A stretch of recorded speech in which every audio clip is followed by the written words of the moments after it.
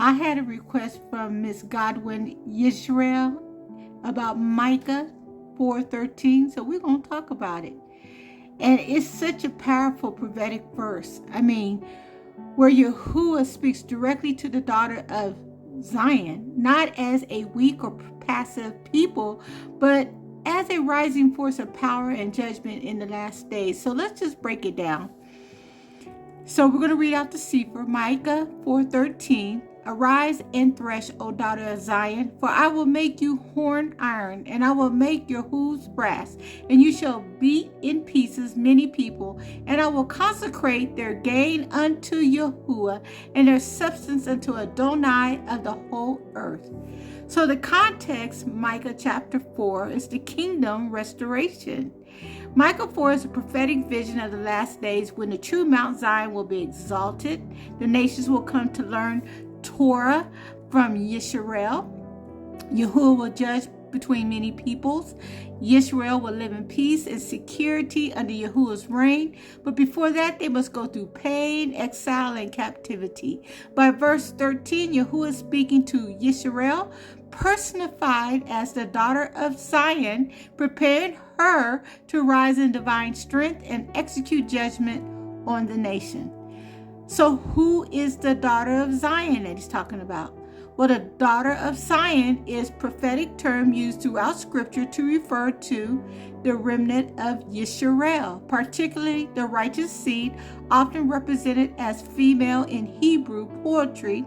See Isaiah 1:8, Zephaniah 3:14, and Lamentations 1:6. Those who have suffered exile, mockery, oppression, but who will be restored to glory.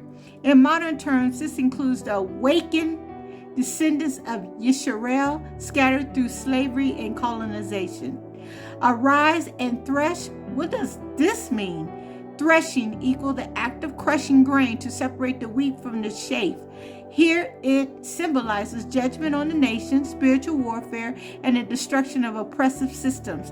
Yisrael, Zion, being used as Yahuwah's instrument of justice. Precepts that connect to Micah 4:13. Jeremiah 51:20-23. You are my battle axe and weapons of war, for with you will I break in pieces the nations. The precept, Yahuwah uses his people to execute judgment on rebellious nations. And we're definitely going to be doing it here in the United States. Zechariah 12:8-9. In that day shall Yahuwah defend the inhabitants of Jerusalem, and it shall come to pass that I will seek to destroy all the nations that come against her. The precept, Zion will be empowered and defended, and nations judged. In Revelations 2:26-27, he that overcomes to him will I give power over the nations, and he shall rule them with a rod of iron.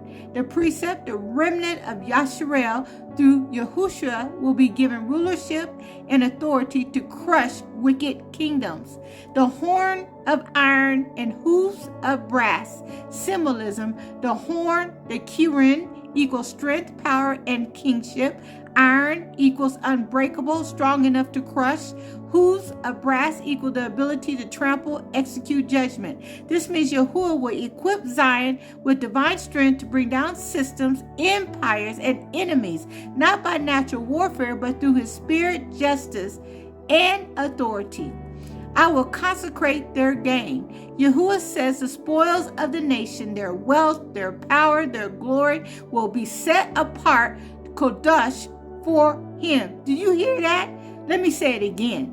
He says the spoils of the nations, this is for him, their wealth, power, and glory will be set apart, the Kodesh, for him.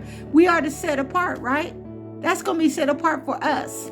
Just like Egypt gave Yisrael riches before the Exodus, Exodus 12:35-36, in the second Exodus, the wealth of the nations will be turned over to the remnant. I'm the remnant, you're the remnant, Yisrael, the descendants that are living righteous, holy, and following his commandments. We're the remnant. We're the ones that are going to get the wealth of the nations. And I'm excited because I need it. Yahuwah is speaking to the awakened descendants of Yisrael today.